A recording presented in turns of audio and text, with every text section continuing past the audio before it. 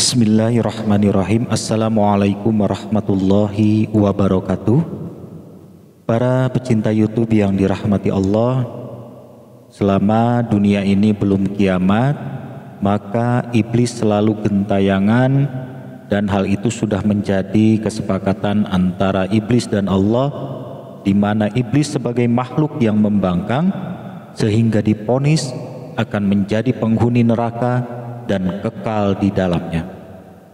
Pada saat itu, iblis menerima vonis tersebut dengan dua syarat sebagai permohonan iblis kepada Allah. Yang pertama, iblis memohon dipanjangkan umurnya. Yang kedua, iblis akan menggoda manusia supaya tergelincir imannya dan menjadi teman iblis di neraka nanti. Permohonan iblis tersebut dikabulkan oleh Allah Subhanahu wa Ta'ala, dan dari sejak itulah iblis gentayangan mengerahkan segala daya upaya untuk menghancurkan manusia, baik dari segi akhlak, moral, ibadah, dan lain-lain. Dan strategi iblis atau setan itu sangat jitu, bisa dengan berwajah baik, memelas, pura-pura, dan lain-lain, yang semuanya menipu supaya manusia mempercayainya. Dan iblis atau setan pun tidak segan-segan menggunakan cara-cara yang radikal dengan kekuatan yang dimilikinya dalam bentuk guna-guna dan lain-lain. Dan cerdasnya iblis atau setan, dia bisa memperalat manusia untuk melakukan itu. Dan tentunya manusia yang tidak beriman kepada Allah atau manusia yang lemah imannya dijadikan alat oleh iblis atau setan untuk melancarkan aksinya. Untuk itu jangan heran apabila kita menemukan gangguan-gangguan di dalam kehidupan kita, seperti dagang sepi, diguna-guna orang, iri, dengki, dan adu domba sering terjadi di kehidupan kita. Dan itu sebagai daya upaya iblis atau setan dalam menghancurkan kehidupan manusia di muka bumi ini. Para pecinta YouTube yang dirahmati Allah, nah dalam mengantisipasi gangguan gaib tersebut, banyak orang yang salah langkah, melenceng dari Al-Quran, sehingga kita dengan mudah terjebak dalam lingkaran dosa syirik, yang apabila tidak segera bertaubat, apalagi keburu meninggal sebelum bertaubat, maka dosa syirik tersebut tidak akan bisa diampuni oleh Allah Subhanahu wa Ta'ala. Nah, dalam video ini saya sampaikan cara mengantisipasi atau penangkal guna-guna dengan versi Al-Quran, yang tentunya ini halal, tidak bersifat klinik atau menyimpang. Dan ini bersumber dari sebuah hadis. Abu Hurairah menyampaikan bahwa Rasulullah SAW bersabda, "Jangan kalian jadikan rumah-rumah kalian seperti kuburan.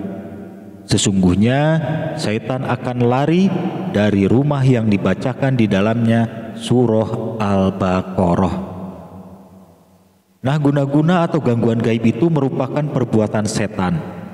Dan salah satu keutamaan surah Al-Baqarah yaitu untuk benteng diri dari gangguan setan. Sesuai dengan hadis Nabi tersebut bahwa setan akan lari dari rumah yang dibacakan surah Al-Baqarah. Dan rumah dalam hal ini maknanya luas, bisa rumah tinggal, toko, pabrik, dan lain-lain. Nah, selanjutnya bagaimana cara mengamalkan surah Al-Baqarah ini? Tentunya banyak ya, paham atau aliran-aliran serta keilmuan yang membahas tata cara mengamalkan surah Al-Baqarah ini. Bahkan tidak sedikit juga yang mengamalkan surah Al-Baqarah ini disertai dengan prosesi ritual yang ujung-ujungnya ada klinik juga. Nah, dalam video ini saya sarankan amalkanlah surah Al-Baqarah ini secara lurus. Caranya yaitu yang pertama, kita dalam kondisi sudah berwudu. Yang kedua, duduk dan berpakaian rapi menutup aurat. Yang ketiga, diawali dengan bacaan-bacaan pembuka, boleh dengan sholawat, istighfar, dan lain-lain. Selanjutnya yang keempat, baca surah Al-Baqarah, diawali dengan A'udzubillahi minasyaitonirrajim, terus Bismillahirrahmanirrahim, dan selanjutnya baca surah Al-Baqarah dari awal hingga akhir sebanyak 286 ayat. Yang selanjutnya yang kelima, setelah beres membaca surah Al-Baqarah, selanjutnya berdoa. Sebelumnya diawali dulu dengan istighfar, sholawat, dan pujian kepada Allah seperti Alhamdulillah dan lain-lain. Setelah itu berdoa memohon pertolongan Allah, awali dengan perkataan, Ya Allah, dengan berkahnya Al-Quran surah Al-Baqarah yang saya baca ini, saya memohon kepadamu yang sesangat-sangatnya, tolong bantu saya ya Allah, saya punya masalah. Nah, sebutkan masalahnya. Misalnya dagang sepi, rugi, atau masalah rumah tangga ruwet, cekcok terus, atau masalah penyakit yang tidak wajar, dan lain-lain. Silahkan curhat kepada Allah, mohon pertolongan Allah, tapi dengan syarat jangan nuduh orang lain sebagai penyebab. Apalagi mendoakan jelek kepada orang lain, itu sangat tidak boleh. Kita lurus saja memohon pertolongan Allah. Apakah itu guna-guna atau bukan, biar itu urusan Allah. Tugas kita memohon pertolongan Allah. Nah, selanjutnya surah Al-Baqarah ini bisa dibaca kapan saja. Boleh pagi, siang, sore, atau malam sebelum tidur. Atau boleh juga dibaca di sepertiga malam akhir, setelah sholat tahajud, atau setelah sholat hajat, boleh. Dan itu diamalkan secara rutin istiqomah. Lebih bagus apabila tiap hari. Atau berkala 2 hari sekali, 3 hari sekali, yaitu teknisnya silahkan disesuaikan dengan kondisi masing-masing.